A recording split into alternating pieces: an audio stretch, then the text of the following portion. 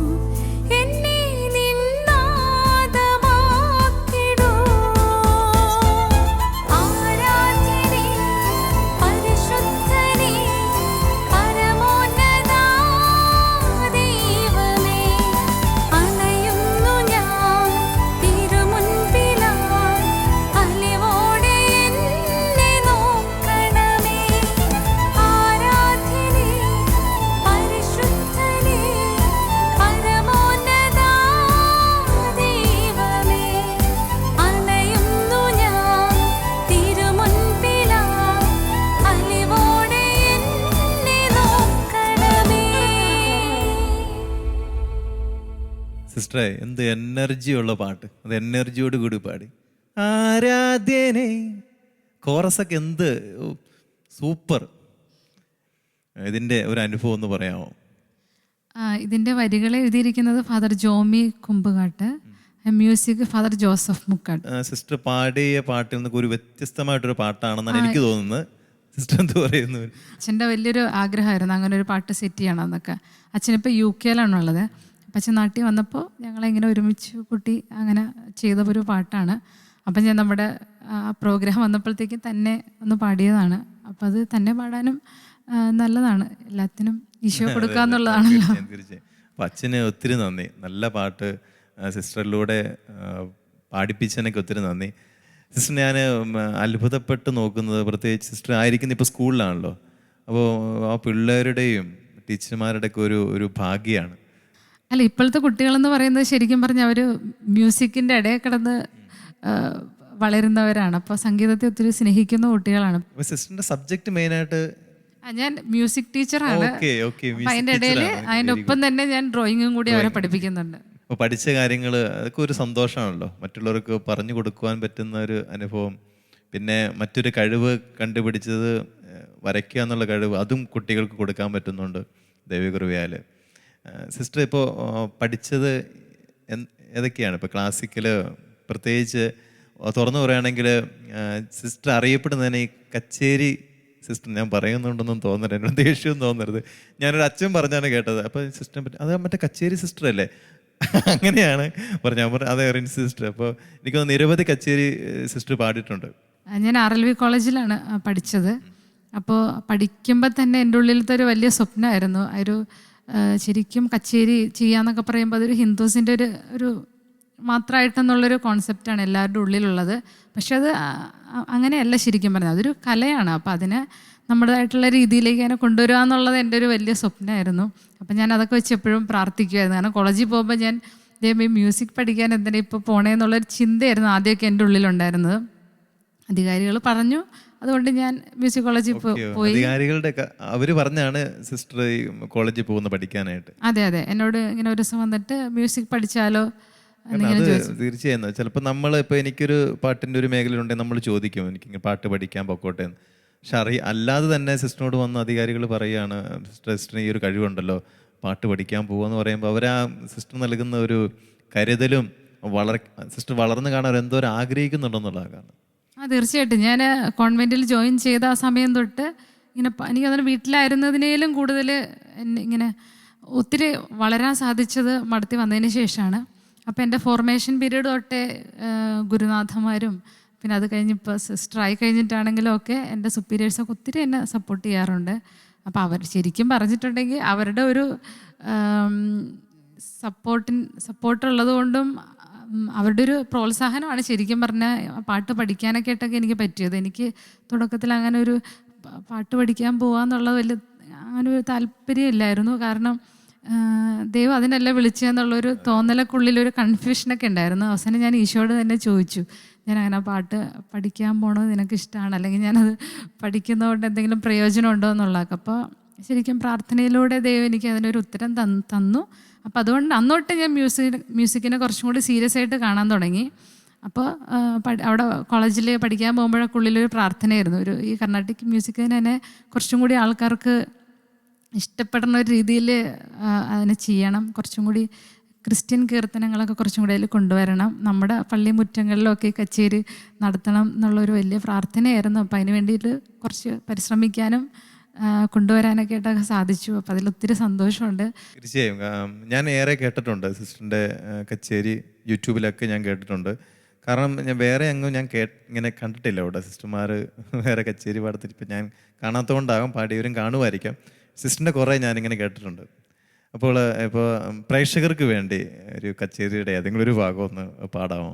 സാരി സനി ബസനി പമരി സരി പമ പാനി പനി സരി സാരി സനി ബസനി പമരി സരി പമ പാനി പനി സരി സമരി സാരി നി പസനി പാനി മ ഗമ പരി സനി പമ ഗമ പനി സ രി സരി നി സ പനി പസനി സ പനി മ പമ ഗമ പ ഗമ പനി സരി മ ഗമ രി സരി നി സാരി സരി സനി സ നി പ നി പ മരി സനി സ ഗ മ മാനവകുലജാതം ദേവം ആശ്രിത പാലകം ഈശം ഭജാമി മാനവ കുലജാതം.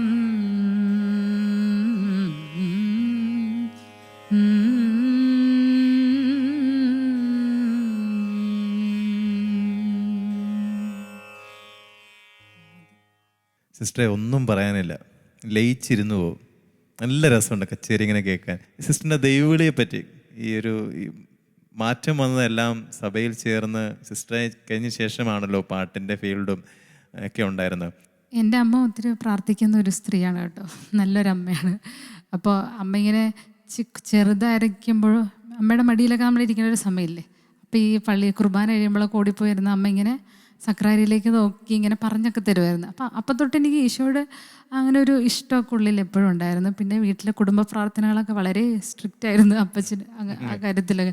ഞാനിപ്പോഴും ഓർക്കുന്നുണ്ട്, ഒരു ദിവസം കുടുംബ പ്രാർത്ഥന ചൊല്ലിപ്പോൾ ഞാൻ ഇരിക്കുവോ കിടക്കുവോ എന്താണ് ചെയ്ത് അവിടെ തന്നെ ചെറുതായിരിക്കുമ്പോൾ 4-ാം ക്ലാസ്സിലേക്കാണ് പഠിക്കുന്ന സമയത്താണ്. ഉടനെ അപ്പം ഒന്നും മിണ്ടിയില്ല.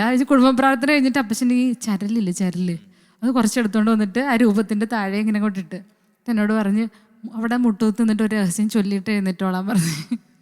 അപ്പം അതൊക്കെ ഇപ്പോഴും ഉള്ളിൽ നമ്മുടെ മാതാപിതാക്കൾ പ്രാർത്ഥനയ്ക്ക് കൊടുക്കുന്ന ഒരു പ്രാധാന്യം. അപ്പോൾ ശരിക്കും തുടക്കം മുതൽ ആ ഒരു ഇതൊക്കെ നമ്മൾ അറിഞ്ഞു വന്നുകൊണ്ടായിരിക്കും അപ്പം അത് അനുഭവിച്ചില്ലെങ്കിലും പിന്നീട് ആ കിട്ടിയ ദൈവാനുഭവം അല്ലെങ്കിൽ ആ ഒരു ദൈവസ്നേഹമൊക്കെ ഇങ്ങനെ വളർന്നു വരാനിടയായത്.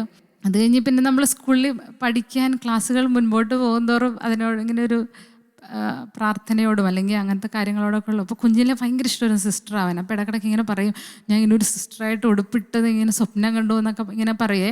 അപ്പം എൻ്റെ വീട്ടിലങ്ങനെ ദൈവവിളിയെ അധികം അങ്ങനെ പ്രോത്സാഹിപ്പിക്കില്ലായിരുന്നു. കാരണം അപ്പച്ചൻ എന്തോ ഭയങ്കര പേടിയായിരുന്നു. അതുകൊണ്ട് എനിക്ക് വീട്ടിൽ പറയാനും പേടിയായിരുന്നു ഇങ്ങനെ ഒരു ആഗ്രഹം വന്നപ്പോൾ. അത് കഴിഞ്ഞ് പിന്നെ സ്വാഭാവികമായിട്ട് നമ്മൾ ഹൈസ്കൂളിലൊക്കെ ആ ഒരു ഇതിലൊക്കെ അങ്ങനെ പോയി. അത് കഴിഞ്ഞിട്ട് എനിക്ക് എൻ്റെ +2 കഴിഞ്ഞ ആ സമയത്താണ് ഭയങ്കര ഒരു ആഗ്രഹം ഉള്ളിൽ ഇങ്ങനെ വന്നത്. ഇങ്ങനെ കുറേ പേർക്ക് വേണ്ടി എന്തെങ്കിലും ചെയ്യണം എന്നുള്ളൊരു ഭയങ്കര ആഗ്രഹമായിരുന്നു ഉള്ളിൽ. അപ്പോൾ കല്യാണം കഴിച്ചു പോയാൽ ആ കുടുംബത്തിൽ മാത്രം ഒതുങ്ങി പോവില്ലേ എന്നൊക്കെ ഉള്ളൊരു എൻ്റെതായ ഒരു ചിന്തകൾ. അപ്പോൾ അവിടെ ഒരു ആൻറ്റി ഉണ്ടായിരുന്നു, ഒരു ടീച്ചറാണ് പുള്ളിക്കാരത്തി. അപ്പോൾ ഇപ്പം ഇല്ല, ആൾ മരിച്ചു. അപ്പോൾ ഞാൻ എൻ്റെ അടുത്തുള്ള ആ ആൻറ്റിയുടെ അടുത്ത് ഞാൻ ഇങ്ങനെ പറഞ്ഞു, എനിക്കെന്നെ സിസ്റ്റർ ആവണമെന്ന് ഭയങ്കര ആഗ്രഹമുണ്ട്, പക്ഷേ വീട്ടിൽ പറയാൻ ഭയങ്കര പേടിയാന്ന് പറഞ്ഞു. അപ്പോൾ എന്നെ ആൻറ്റി ഒരു ദിവസം ഒരു ഞായറാഴ്ച, അപ്പോൾ ആൻറ്റി പ്രാർത്ഥിക്കാൻ വേണ്ടി ഒരു സ്ഥലത്ത് എല്ലാം ഞായറാഴ്ച ഒരു പ്രേയറിന് പോകാറുണ്ട്. +2 കഴിഞ്ഞിട്ട് അപ്പം ആ ആൻറ്റി ആ ഞായറാഴ്ച എന്നെ അവിടെ കൊണ്ടുപോയി. അപ്പോൾ അവിടെ ഒരു പ്രിയമ എന്ന് പറഞ്ഞൊരു സിസ്റ്റർ ഉണ്ടായിരുന്നു. അപ്പോൾ ആ സിസ്റ്ററിനോട് സംസാരിച്ചു. അപ്പോൾ ഞാൻ പറഞ്ഞു, സിസ്റ്റർ എനിക്ക് ഇങ്ങനെ സിസ്റ്റർ ആവണമെന്ന് ആഗ്രഹമുണ്ട്, അപ്പോൾ അത് കറക്റ്റാണോ, എനിക്ക് ദൈവവിളി ഉണ്ടോ എന്നൊന്നും മനസ്സിലാവണില്ല എന്നൊക്കെ പറഞ്ഞു. അപ്പോൾ ആ സിസ്റ്റർ എനിക്ക് അതിനെപ്പറ്റി പറഞ്ഞു തന്നു. അത് കഴിഞ്ഞിട്ട് അവിടെ നിന്ന് ഇങ്ങനെ, അപ്പം ഞാൻ എപ്പോഴും ഇങ്ങനെ വലിയ പൊട്ടൊക്കെ തുറന്ന ആളായിരുന്നേ, നീട്ടത്തിലുള്ള. അപ്പോൾ സിസ്റ്റർ അന്ന് അവിടെ പോയപ്പോഴും ആ പൊട്ട് വെച്ചിട്ടുണ്ടാവും പോയത്, കാരണം ഞാൻ അങ്ങനെ വെച്ച് ഒരുങ്ങിയൊക്കെ ഇങ്ങനെ നടന്ന് ശീലിച്ചു പോയി. അപ്പം സിസ്റ്റർ എൻ്റെ നെറ്റിയിൽ നിന്ന് ഇങ്ങനെ പൊട്ടൊക്കെ എടുത്ത് കളഞ്ഞിട്ട് എന്നോട് ഒരു കൊന്തേൻ്റെ കഴുത്തിലിട്ട് എന്നിട്ട് പറഞ്ഞു, ഈശോ വിളിച്ചിട്ടുണ്ട് മോള്, ധൈര്യമായിട്ട് ഇഷ്ടമുള്ള സഭയിൽ ചേർന്നോ എന്നിങ്ങനെ പറഞ്ഞ്. അത് കഴിഞ്ഞിട്ട് ഇങ്ങനെ പോരുന്ന വഴികളിലൊക്കെ ആൻറ്റി എന്നോട് ഇങ്ങനെ ദൈവവിളിയെക്കുറിച്ചും ഇങ്ങനെ ദൈവത്തെക്കുറിച്ചൊക്കെ. അപ്പോൾ ആൻറ്റിയുടെ ഒരു മോൻ അച്ഛനാണ് CMI കൊച്ചി പ്രൊവിൻസിലെ ഫാദർ ജെയിംസ് കുന്തറ. അപ്പോൾ ആൻറ്റി ഇങ്ങനെ ദൈവവിളിയെ പറ്റിയൊക്കെ ഇങ്ങനെ പിന്നെ എന്നോട് പറഞ്ഞു. അപ്പോൾ എനിക്ക് ഭയങ്കര കൊതിയായി, എനിക്ക് എങ്ങനെയെങ്കിലും പെട്ടെന്ന് മടത്തി ചേരണം. അപ്പോഴാണ് ഞാൻ എൻ്റെ കട്ടിലിൻ്റെ അടിയിൽ ഒരു SD സിസ്റ്റേഴ്സിൻ്റെ ഒരു ലീഫ്ലെറ്റ് ഉണ്ടായിരുന്നു. അത് ഞാൻ എപ്പോഴോ അവിടെ ഇങ്ങനെ പോയ സമയത്ത് കിട്ടിയതായിരുന്നു. അപ്പം ഞാനതിങ്ങനെ എടുത്ത് നോക്കി, പിന്നെ ഒന്നും നോക്കിയില്ല, അതിൽ കണ്ട നമ്പറിൽ വിളിച്ചു. എടുത്ത ഒരു സിസ്റ്ററിനോട് ഞാൻ പറഞ്ഞു, സിസ്റ്ററെ എനിക്ക് മടത്തി ചേരണം എന്ന് ആഗ്രഹമുണ്ട്, ഞാൻ വീട്ടിൽ പറഞ്ഞിട്ടില്ല, സിസ്റ്റർ എന്നെ ഒന്ന് പെട്ടെന്ന് കൊണ്ടുപോകണം അങ്ങനെ പറഞ്ഞു. അങ്ങനെ പിറ്റേ ദിവസം സിസ്റ്റർ തിരിച്ചു വിളിക്കുന്നത് ഞങ്ങൾ വരുവാന്നും പറഞ്ഞു. ഞാനവിടെ വീട്ടിൽ പറഞ്ഞിട്ട് പോലും ഇല്ല. പിന്നെ ബഹളമായി, ആകെപ്പാടെ പ്രശ്നമൊക്കെ സന്തോഷമായിരുന്നില്ല. അപ്പോൾ എന്നോട് പറഞ്ഞ്, അപ്പം ഞാൻ പറഞ്ഞു ഞാൻ ജസ്റ്റ് ഒന്ന് അവിടെ പോയി ഒരു ദിവസം നിന്ന് നോക്കിയിട്ടൊക്കെ വരാമെന്നൊക്കെ പറഞ്ഞു. പക്ഷെ അവിടെ അങ്ങ് ചെന്നു സിസ്റ്റേഴ്സിനെ കണ്ടപ്പോൾ ഞങ്ങൾക്ക് അവിടെ ഓൾഡ് ഏജ് ഹോമൊക്കെ ഉണ്ട്, 100 അപ്പപ്പന അമ്മമ്മമാരൊക്കെ ഉള്ള സ്ഥലം. അപ്പോൾ അവരെയൊക്കെ പോയി കണ്ടപ്പോൾ എനിക്ക് ശരിക്കും എൻ്റെ ജീവിതത്തിൻ്റെ ഒരു അർത്ഥം ഞാൻ കണ്ടെത്തിയ പോലെ എനിക്ക് ശരിക്കും അനുഭവപ്പെട്ടു. അവർക്ക് വേണ്ടിയിട്ട് ശുശ്രൂഷ ചെയ്യണം, അങ്ങനെയൊക്കെയുള്ളൊരു ആഗ്രഹം ഭയങ്കരമായിട്ടുള്ളിൽ വന്നു. അപ്പോൾ അങ്ങനെ ഞാൻ അവിടെ നിന്നിട്ട് വീട്ടിലേക്ക് അപ്പച്ചന് ഫോൺ ചെയ്യുവാണ്, എനിക്ക് മടത്തി ചേരണം, ഞാനിവിടെ നിൽക്കുക എന്നൊക്കെ പറഞ്ഞ്. പിന്നെ അങ്ങോട്ട് അപ്പച്ചന് ഭയങ്കര ബുദ്ധിമുട്ടായിരുന്നു. ഞാൻ സിസ്റ്റർ ആവണ ആ ഒരു സമയം വരെ ഒക്കെ അപ്പച്ചനെ അതിനെ അക്സെപ്റ്റ് ചെയ്യാൻ ഭയങ്കര ബുദ്ധിമുട്ടായിരുന്നു. അങ്ങനെയാണ് മഠത്തിൽ ചേർന്ന്. പിന്നെ അപ്പം അപ്പച്ചനെ എങ്ങനെയെങ്കിലും സമ്മതിപ്പിക്കണമല്ലോ. അപ്പം ഞങ്ങളുടെ ഇടവക വികാരിയായിരുന്നു ഫാദർ ജോൺസൺ വല്ലൂരാൻ. അപ്പം അച്ഛനോട് ചെന്ന് ഇങ്ങനെ കാര്യങ്ങളൊക്കെ പറഞ്ഞു. പിന്നെ അച്ഛൻ ഭയങ്കര സപ്പോർട്ടായിരുന്നു. പിന്നെ സിസ്റ്റർ ആവാനായിട്ടുള്ളൊരു വലിയ ആഗ്രഹം എനിക്കുണ്ടാവാൻ തന്നെ കാരണം പകുതിയും മുക്കാലും അച്ഛൻ്റെ ഒരു ഇൻസ്പിറേഷനായിട്ട്. അച്ഛൻ്റെ ഒരു ലൈഫ് അതുപോലത്തെയാണ്. ഇങ്ങനെ എന്താണ് ഒരു സമർപ്പിത ജീവിതം ഇങ്ങനെ എൻജോയ് ചെയ്യേണ്ടത് ഞാൻ അച്ഛനിലാണ് ശരിക്കും കണ്ടത്. യൂത്തിൻ്റെ ഇടയിലും എല്ലാവരുടെയും ഇടവകയ്ക്കും മുഴുവൻ ജീവൻ കൊടുത്തിരുന്ന അച്ഛനാണ്. അതുകൊണ്ട് അച്ഛൻ്റെ ആ ഒരു ജീവിത മാതൃക എന്നെ കുറേ ഇതിന് പ്രചോദിപ്പിച്ചിട്ടുണ്ട്. അപ്പം അച്ഛനോട് ഞാൻ ഒത്തിരി നന്ദി കടപ്പാടൊക്കെ ഉണ്ട്. അത് കഴിഞ്ഞുള്ള എൻ്റെ ജീവിതത്തിൽ ഇപ്പോൾ വരെ പോലും എന്നെ അന്വേഷിക്കാനും ഒരു പ്രാർത്ഥന സപ്പോർട്ടായിട്ട് ഒരു അപ്പനെ പോലെ ഇപ്പോഴും അച്ഛനിങ്ങനെ കൂടെയുണ്ട്. അപ്പോൾ ദൈവം ഇങ്ങനെ വിളിച്ചതിലും പ്രത്യേകിച്ച് SD കോൺഗ്രിഗേഷനിലേക്ക് വിളിച്ചതിലൊക്കെ ഒത്തിരി ദൈവത്തോടെ എപ്പോഴും നന്ദിയും കടപ്പാടും മാത്രമേ ഉള്ളൂ. കാരണം ഞാൻ ആഗ്രഹിച്ചതും ഞാൻ സ്വപ്നം കണ്ടതും ഒന്നും അല്ലായിരുന്നു എൻ്റെ ലൈഫ്. അതിൽ വലുത് ദൈവം എനിക്ക് വേണ്ടി കരുതി വെച്ചേക്കുമായിരുന്നു എന്നുള്ളത് ഞാനിപ്പോൾ അനുഭവിക്കുകയാണ് ജീവിതത്തിലൂടെ.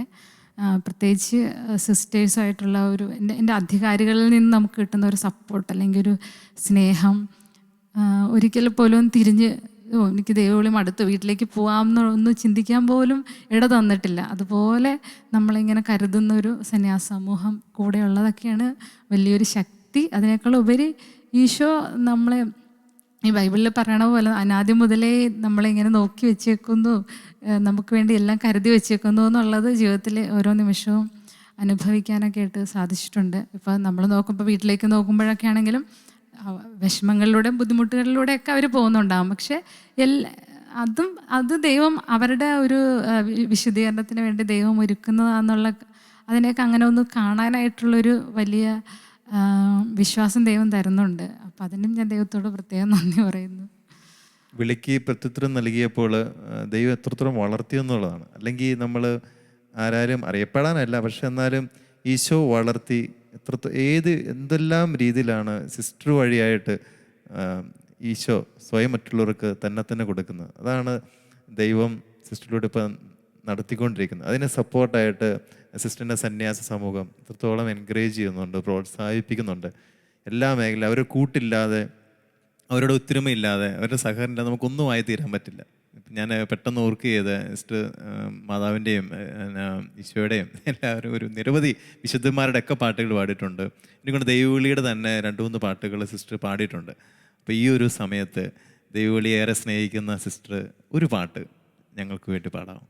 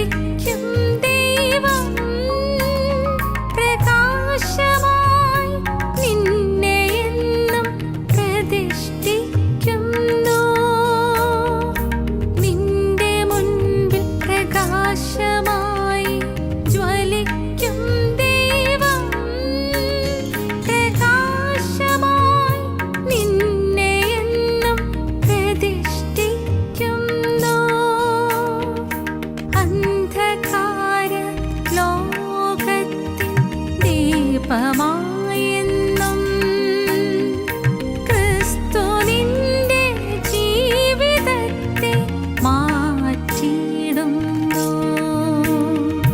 ധന്യമാണീ ജീവിതം, ഈ സന്യാസമെന്നത്.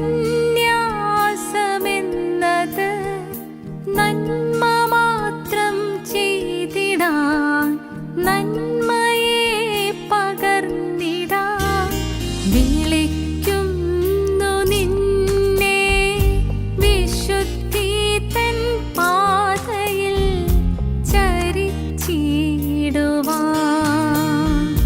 വിളിക്കുന്നു നിന്നെ വിശുദ്ധി തൻ പാതയിൽ ചരിച്ചിടുവാൻ. ധന്യമാണീ ജീവിതം, ഈ സന്യാസമെന്നത്. നന്മ മാത്രം ചെയ്തിടാൻ, നന്മയെ പകർന്നിടാൻ.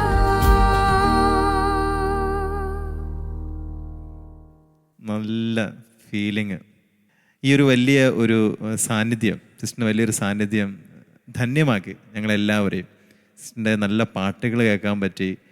ഒരു ഫീലിങ്ങോടുകൂടി ഞങ്ങൾക്കെല്ലാം ഈശോയിൽ ലയിച്ചിരിക്കാനായിട്ട് സാധ്യമായി.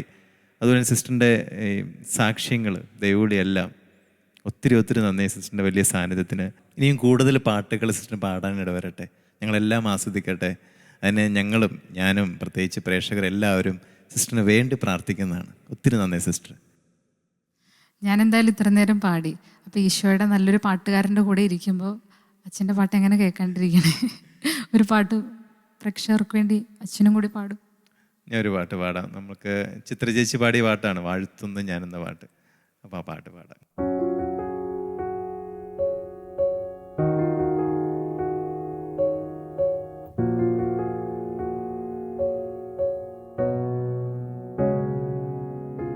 വാഴ്ത്തുന്നു ഞാൻ അത്യുന്നതനെ, വാനവും ഭൂമിയും ചമച്ചവനെ. വാഴ്ത്തുന്നു ഞാൻ അത്യുന്നതനെ, വാനവും ഭൂമിയും ചമച്ചവനെ. മഹിമയിൽ പ്രഭുതാൻ, മഹത്വത്തിൻ യോഗ്യൻ, മാനവും പുകഴ്ചയും യേശുവിന്. അച്ഛൻ എനിക്ക് എന്താ പറയണ്ടേന്നറിയില്ല. ഞാനിങ്ങനെ അതിലങ്ങ് ലയിച്ചിരുന്നു പോയതാണ്. ശരിക്കും അച്ഛൻ്റെ സ്വരം ഇങ്ങനെ കേൾക്കുമ്പോൾ ആ പാട്ടിൻ്റെ ഒരു വെറൈറ്റിയാണ് കേട്ടോ. ചിത്ര ചേച്ചി നല്ല ഭംഗിയായിട്ട് പാടി വെച്ചിട്ടുണ്ട്. അച്ഛൻ പാടിയപ്പോൾ അതിന് വേറൊരു വേർഷൻ പോലെയായത്. അപ്പോൾ അത് ഒത്തിരി ഇഷ്ടപ്പെട്ടു. താങ്ക് യു സിസ്റ്ററെ. അപ്പോൾ എൻ്റെ പേരിലും പ്രേക്ഷകരുടെ പേരിലും ഒരിക്കൽ കൂടി ഒരു ഊർജം നൽകിയതിന് ഒത്തിരി നന്ദി പറയുകയാണ്. ഹെവൻലി മെലോഡീസിൻ്റെ ഈ എപ്പിസോഡ് ഇവിടെ പൂർണ്ണമാവുകയാണ്. ഇനി അടുത്ത എപ്പിസോഡിൽ പുതിയ പാട്ടുകളും പുതിയ വിശേഷങ്ങളുമായിട്ട് നമുക്ക് വീണ്ടും കാണാം. നന്ദി.